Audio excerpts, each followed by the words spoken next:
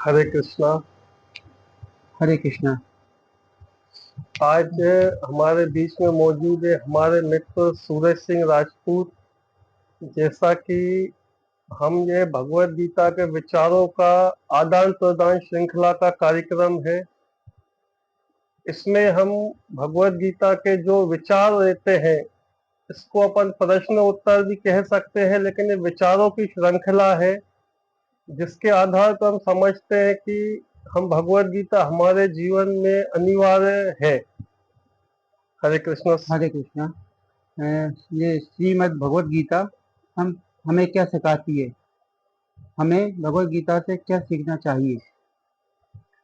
जैसा कि हम समझ पा रहे हैं कि भगवत गीता तो वैसे हमारे जीवन का मूल सार है। बिना गीता को समझे आप जीवन के किसी भी क्षेत्र में उन्नति नहीं कर सकते। इस हिसाब से भगवत गीता हमको जीवन जीने से लेके मरने तक की कला सिखाती है।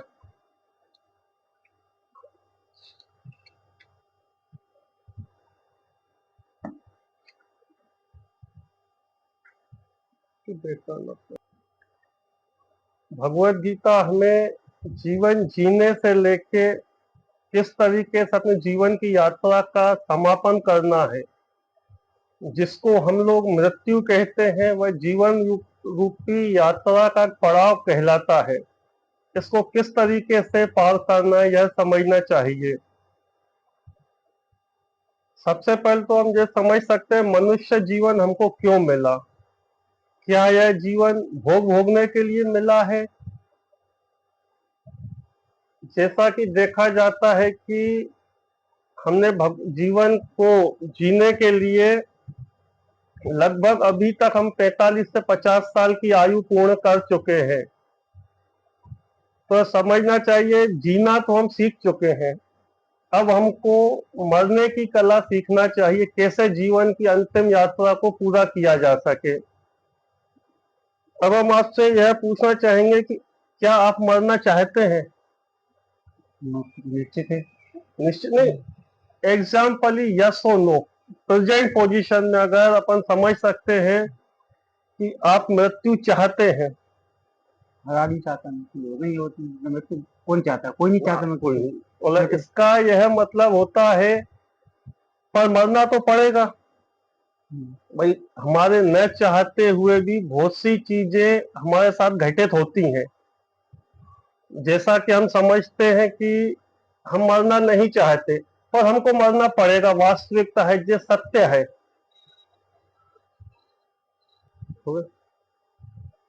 जैसे कि हम समझ पा रहे हैं हम लोग मरना नहीं चाहते, फिर भी किसी न किसी क्षण मृत्यु हमारे निकट आ रही है।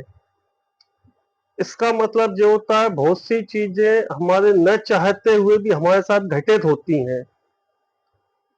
तो हम यह समझ सकते हैं कि हमारा जीवन स्वतंत्र नहीं है, किसी दूसरे के द्वारा आधारित है। अगर मृत्यु निश्चित है तो हमें कम से कम उसके लिए तैयारी करके रखना चाहिए। भगवत गीता को जानने के लिए सबसे पहले तो हमको यह समझना होगा कि पुनर्जन्म एक निश्चित है। पुनर्जन्म कठोर सत्य है, इसको मानना पड़ेगा। और यह मानने के बाद हमको यह समझना चाहिए हम अगले जीवन के लिए क्या कोशिश कर रहे हैं। अगर यह जीवन हमको मिला है तो हम नेक्स्ट लाइफ के लिए कितनी कोशिश कर रहे हैं कि अगला जीवन इससे आसान हो। इसके लिए हम पुनर्जन्म सिद्ध करने के लिए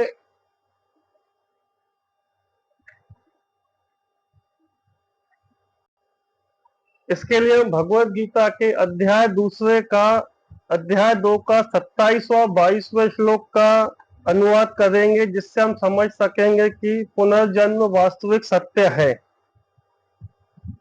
बहुत से इस समय अपने को यह बताते हैं कि नहीं, एक ही लाइफ है, इसी को जियो, एंजॉय करो, पर यह आधार सही नहीं है। भगवत गीता के अध्याय 2 में 22वें श्लोक में भगवान बताते हैं, वांसाणी जीर्णाणी यथा विहार नवानी गहंति नरो परायण तथा शरीराणि विहार जीर्णा नयंती संचयंती नवानी देही। जिस प्रकार मनुष्य पुराने वस्त्रों का त्याग करके नए वस्त्र धारण करता है, उसी प्रकार आत्मा पुराने शरीर को छोड़कर नए शरीर में जाती है। अब अगर हम इस चीज को समझते हैं शरीर वस्त्र के हिसाब से है, तो हमको नए वस्त्र को लिए भी कोशिश करना पड़ेगी, अच्छे वस्त्र मिले, योग्य स्थिति मिले।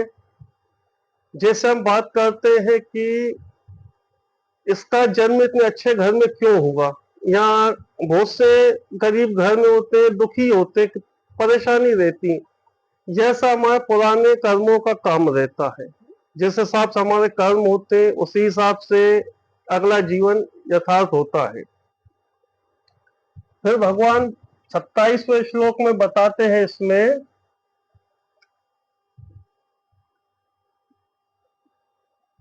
जिसने जन्म लिया है उसकी मृत्यु निश्चित है,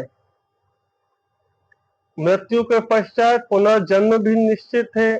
अतः अपरिहार कर्तव्य पालन में हमें शोक नहीं करना चाहिए। अब हम यह समझ सकते हैं कि जन्म मृत्यु निश्चित है, तो क्यों ना हम इसको चक्रव्यूह को तोड़ने की कोशिश करें कि जिससे बार बार जन्म लो फिर मरो। बहुत ही तकलीफदायक होता है मृत्यु के समय, और मृत्यु जन्म के समय बहुत परेशानियों का सामना करना पड़ता है। गरुड़ पुराण में आता है, अंतमति सोई गति।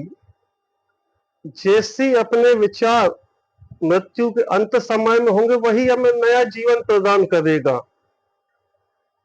इसके लिए हम कोशिश करें कि हम मृत्यु के समय ईश्वर को याद कर सकें।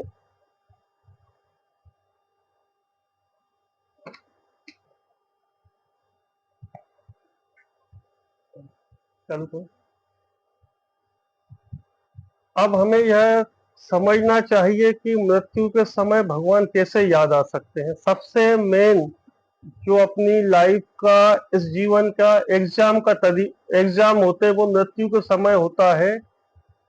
उस समय भगवान हमको कैसे याद रह सकते हैं, सबसे ज्यादा इस पे ही विचार होना चाहिए।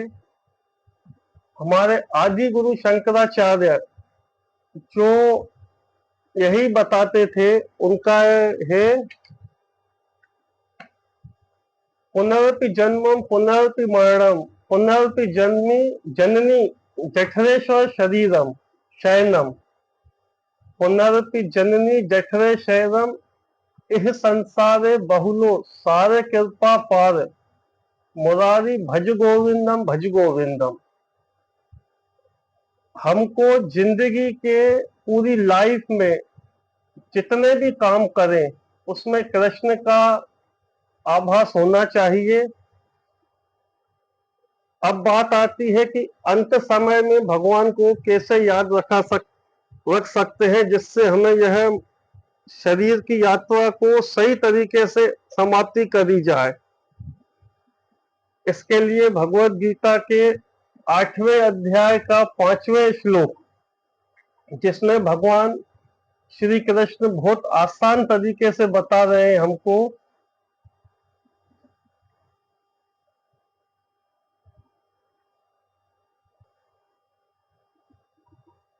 आठवें अध्याय के 5वें श्लोक में भगवान श्री कृष्ण बताते हैं, अंत काले च मामेव स्मरम मुक्ता कलेवरम यम प्राप्ति मध्यम यान्ति न संशयम। हे अर्जुन, जो जीवन के अंत में मेरा स्मरण करते हुए शरीर का त्याग करता है, वह तुरंत मेरे स्वभाव को प्राप्त करता है, इसमें रंच मात्र भी संदेह नहीं है। तो इसमें भगवान ने स्पष्ट कर दिया कि जीवन के अंत में मेरा स्मरण होना चाहिए। अब आप इस चीज को अपने ऊपर एक्सेप्ट करो। अब जीवन का अंत कब होगा, इसकी कोई उम्मीद कर सकते हैं? कल की चिंता, कोई कल का खबर नहीं है किसी को। तो इसके लिए भगवान कहते सततम, हर समय मतलब कोई सा भी, कहते हैं, हे कुंती पुत्र, शरीर त्यागते समय मनुष्य जिस जिस भाव का स्मरण करता है उस भाव से उसको निश्चित रूप से अगला शरीर मिलता है। इस पे अर्जुन पूछते हैं, प्रभु पूरा जीवन अगर हम आपको याद करेंगे तो जिंदगी कैसे चलेगी? बात पे बहुत काम होते हैं, युद्ध भी का, अर्जुन को युद्ध करना था तो उन्हें हर समय में कैसे याद करूं? तो भगवान कहते हैं, सततम कालेषु, हर काल में, किसी भी क्षण में हमसे दूर नहीं हो। मतलब कोई ऐसा क्षण ना हो कि आज के टाइम में लोग जैसे कहते हैं कि भगवान को याद करो, अपना काम करो, या काम करो भगवान को याद करो, लेकिन भगवान कहते हैं पूरा काम ही मेरे लिए करो। हर क्षण में एक की मृत्यु ध्रुव में निश्चित है, पर कब आएगी ये पता नहीं है। इसके लिए हम जैसे आध्यात्मिक एग्जाम होते हैं बच्चों, जो अपन जीवन में जो एग्जाम होते हैं, इस तरीके से समझ सकते हैं।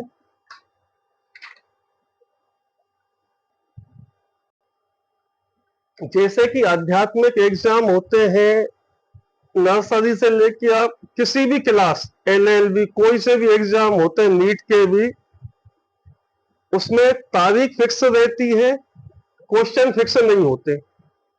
मतलब आपको डेट पता पड़ती है, इस तारीख को एग्जाम है, क्वेश्चन पता नहीं होते। जिस बच्चे को टॉप करना होता है वो पूरा सिलेबस पूरा पढ़ता है। इसी तरीके से हमारे भौतिक जो एग्जाम होते हैं, इसमें क्वेश्चन पता होते, तारीख पता नहीं होती। हमें मालूम है क्वेश्चन क्या है, तारीख पता नहीं है। क्वेश्चन यही है कि अंतमति सोई गति, अंतिम समय पे भगवान श्री कृष्ण का स्मरण होना चाहिए तो हम अपने वैकुंठ धाम को वापसी कर सकते हैं। अब इसकी तारीख पता नहीं है। आप समझ सकते हैं, तारीख पता नहीं मतलब से कैसे होगा? किसी भी समय, जिस समय सांसें रुक गई वही आपकी परीक्षा की घड़ी है। उस समय अगर आपको भगवान याद रहते हैं तो आप सीधे फिर निकल गए। अगर भगवान याद नहीं रहते तो फिर आप अपने जन्म मृत्यु के चक्कर में फिर से वापसी है। जो आध्यात्मिक एग्जाम होते हैं उसका एक ही रहता है, अंतिम समय में आपको भगवान को किसी भी तरीके से आपके मन में भगवान का स्मरण होना चाहिए।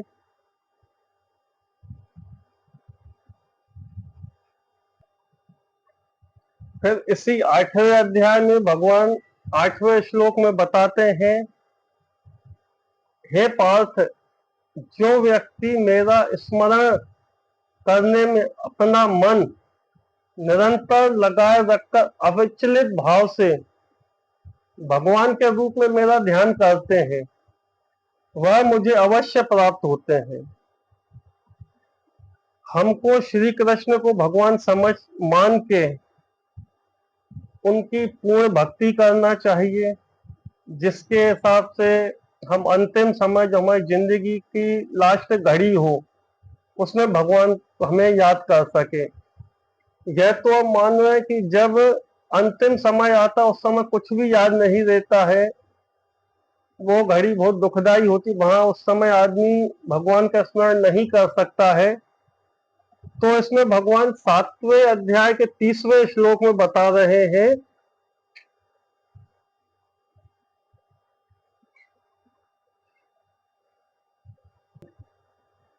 7वें अध्याय का 30वां श्लोक है, जो मुझ परमेश्वर को मेरी पूर्ण चेतना में रहकर मुझे जगत का, देवताओं का तथा समस्त यज्ञ विधियों का निर्यातक जानते हुए अपनी मृत्यु के समय भी मुझ भगवान को जान और समझ सकते हैं। इसमें भगवान सीधा सीधा यही संदेश दे रहे हैं कि आप पूरी लाइफ जो भी करो, अपने जो वेदों के अनुसार हमको आदेश है, शास्त्रों के हिसाब से हमको जो आदेश है उसके हिसाब से जीवन जीना है। और जो भगवान संदेश देके गए अपना, भगवत गीता के रूप में उसको यथारूप अपने जीवन में उतारना है। जो काम हम जिंदगी भर करेंगे तो अंत समय में भी संभवतः भगवान उसकी व्यवस्था कर देते हैं कि उनको मेरा स्मरण याद रहे। हरे कृष्णा। हरे अब देखो